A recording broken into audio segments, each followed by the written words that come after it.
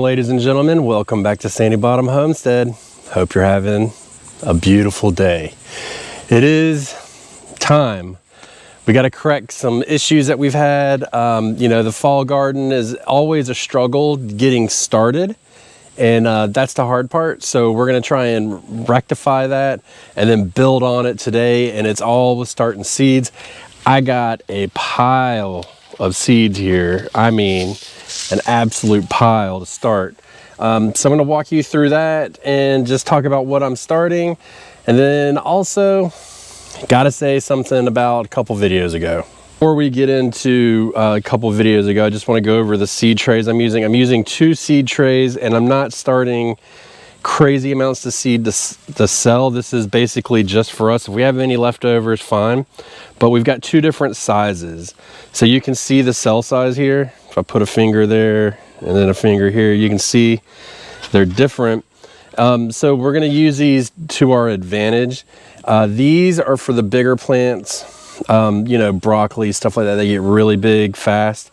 And then these are for the smaller plants, mostly greens and whatnot. And so since we're going to do some seeds starting, like direct sowing of like lettuces and stuff, we figure we're going to do this and then just kind of see how it goes and feel it out. We're still early for those, so it's not a big deal, but this will get us going in the right direction. And I strongly recommend anytime you're starting seeds to kind of use the cell appropriate for the plant. It's kind of a pain to have multiple sizes and stuff like that, but we're gonna do a couple different things today, and getting the right size really does help. It holds the moisture longer. And I mean, you can start in anything, to be honest, but it just makes it easier for me. And one thing too is, like, I'm not gonna start as many, let's say, like I gotta redo cabbages. So these are in our seed shop, the link is below, but we're gonna do these early round Dutch cabbage because we had that issue with the shade house. So we're gonna restart, and these are perfect because you're not gonna be planting a whole lot of these into the garden. I mean, we may plant 32 plants, but in the same space we're planting 32 plants, we can put probably about, and I mean, this is no joke, 90 lettuces. So you can see that the smaller seed cells will help with that, and the lettuces don't really grow as fast, so it kind of works out. As usual, in a non-technical way, we are going to make our divots, and it's just light divots, nothing crazy, and just go down the line and do that all the way across. And this is just going to be the bed that the seed's going to lay in. If you're new to this channel or you haven't seen before, I do not cover my seeds with soil. I'll show you that later. And if you aren't new and you know what I'm going to do, then there you go. So we're just going to do this all the way down. With these bigger cells, it's a lot easier. With these, it takes a little bit more time, but even still, and we just don't want to go too deep. I'm just putting light divots, especially for these lettuce seeds that we're going to put in, because they are much smaller, and so they don't need to be as deep. So we have to remember that too. And this kind of helps with all of that. So as far as what we're planting, we have multiple things that we're restarting, and then we have things that we're starting new. I have some leftover onion seeds that I may or may not start. I'm probably not going to start those today. I need to reevaluate the whole situation, but we already showed you the cabbage, so we're going to do that. We've got some collards. I've got 2 types of rutabagas. I'm still going through these Baker Creek seeds, but I also got a different variety I want to try this year. So the first one, and the ones we've grown for many, many years, are American Purple Tops. But this one, let me see if I can get the name right, Natamorska rutabaga. We got these confused last year with some of the turnips that we did. So we're gonna start these separate. That's why I wanna do just a rutabaga bed. So we're excited to do those. We've got this Mamba kale that we have from last year. I didn't have any other seeds, so we're gonna do those. We're working our way through our hybrid broccolis. So I've got 2 types. I've got Imperial and Green Magic. And I'm gonna do like I did last time. And first I'm gonna get this mosquito off my leg. I'm gonna try and work my way through the Green Magic first, and then go to the Imperial broccoli if that's not done. If there's still room left, and if there's not, then we'll do the Imperial broccoli in the spring, and then after that we'll move on to the broccoli that we have in our seed shop. So we'll do that. It's definitely time for bok choy. So I've got 2 different types of bok choy. I'm on a quest for Napa cabbage. I saved these seeds a couple years ago, so I want to start using them. I haven't successfully grown one yet, so I think this is going to be a good time to do it. And then we also have, once again, our Vivian lettuce. So I think we have enough to do the rest of fall with this pack of seeds. So we're going to do all Vivian lettuce this fall, as long as we can get the amount that we want. If we need to get more, then we'll get more. But we've got plenty of, in the seed shop, we've got, my favorite is little gem lettuce. So we've got that, we've got Paris romaine, and then we've got super red romaine. Not very good at growing red romaine lettuces, so I'll probably put a row of that in just to kind of work on my skills for that a little bit. Not sure why I'm not good at it. I also have tags, so gotta have tags. Luckily I'm able to reuse this one, so I don't have to rewrite it, but all the other ones we do. And that will round us out. So yes, the cabbages are going to be late getting started again. There's nothing I can do about it. I just got to go with the program. I think for these trays, we're going to start them inside. So I'll put them out here. I'll let them germinate out here while I get my seed shelf all straightened out. It's got packets of seeds all over it right now. So I need to get that all cleaned up and ready. And then I will move these inside. As of right now, we are expecting possibly some kind of tropical system next week. So we've got 3 options. One option is, I'm trying to put the camera down at the same time, is no storm. You know, the upper level low that's out there is going to dissipate. That's always an option. The other option is it's going to go to the Gulf. And the one that's kind of leaning towards is skirting our coast. It's still about 8 days away, but we got to be prepared for it, right? And so I don't want to get these all situated out here and get all comfortable and then boom, being done with it. So that leads me into the previous video. Now I have to say, I had no clue that you guys were so invested in my shade house. And when I took the liberties to destroy it, which I don't regret at all, there's a lot of upset people. And I need to tell you something about myself. You know, once I get something like that and it fails, for me, it's time to move on. And I have had that thing in my yard for a very long time, and I've watched it. It's failed, it's fallen over. It's just been a giant headache. And so I wanted to be done with it. And that's the way I chose to be done with it. I actually had some people say they were upset with the fact that I wasted the resources and unsubscribed, which is fine. I could care less because this is the way I run my garden. This is what I do. Yes, destroying it was theatrical for the video. Either way, it was going to end up in the trash. I would not have given it to anybody because I don't believe in it.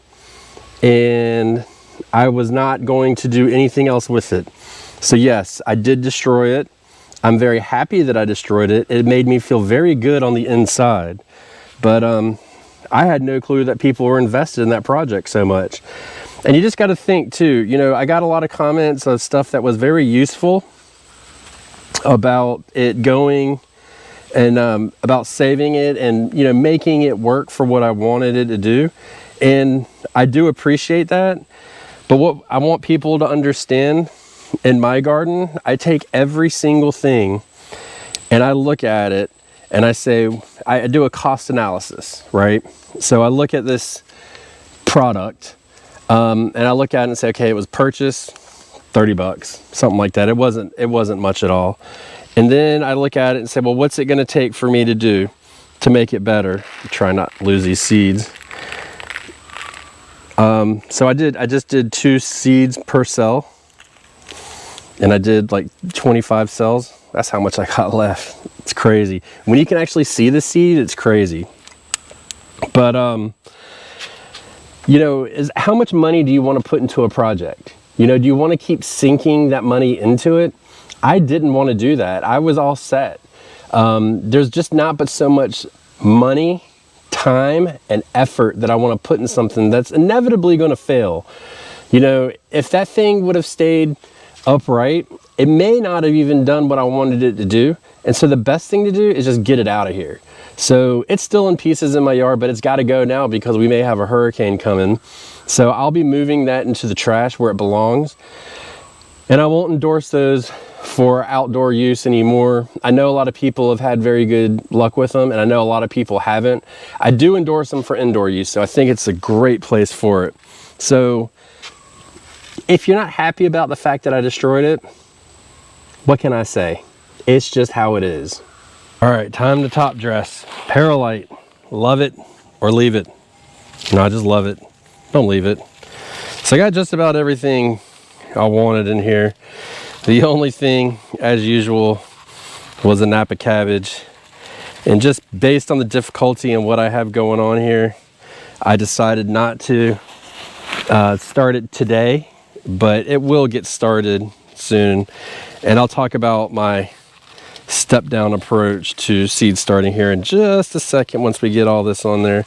And we're just putting a light coating on, nothing crazy. And then I'm just going to spread it out evenly, just enough to cover the soil, not too deep. Cover the seeds. You let them retain the water. Don't like using vermiculite, so don't worry about that. I like perlite. I got a giant bag for like 20 bucks locally, so you can't go wrong there. And then that's all we're gonna do. So I'll talk about my labeling system and then what I started, because it's kind of a pain when you start big trays like this, but once you get it, it works out pretty good. So what I do, you know, like this one, for instance, is 2 rows of cabbage.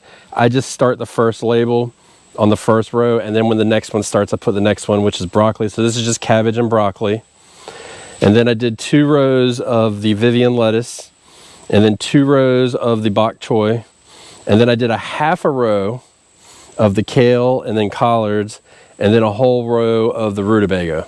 So that's not gonna be enough. I can tell you that. We're gonna need more rutabaga. We're gonna need more lettuce, and we're gonna need more bok choy. Not to mention, I need to start my Napa cabbage seeds. So we're gonna do that. And the reason why is because the rutabagas only need to be in for a month. They really only need about a month to be in the seed pot. So what I'll do is I'll start these today, and then next week I'll start another round. And the same with the bok choy. I typically give it about 6 weeks, but we're gonna do another round after that. So in that same tray, we'll do more bok choy, we'll do more lettuce, we'll do more rutabaga, and then at the same time, we're just gonna do 1 row of these to keep it easy, the Napa cabbage. And so that'll get us going there.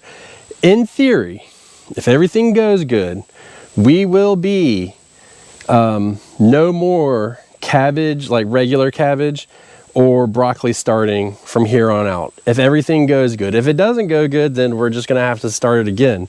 But for right now, that's the plan. Now, if we get a hurricane and we lose power, which means my lights won't work, they will have to come outside. The longest we've gone without power from a hurricane is 21 days. That was a really bad one. This one doesn't look like it would be that, so it should be like 1 or 2 days, which essentially means it would be just about like starting over the hardening off process. So the first day I would just put it in the shade, and then the second day I'd just give it a little bit of sun, and that'll be enough to keep it going.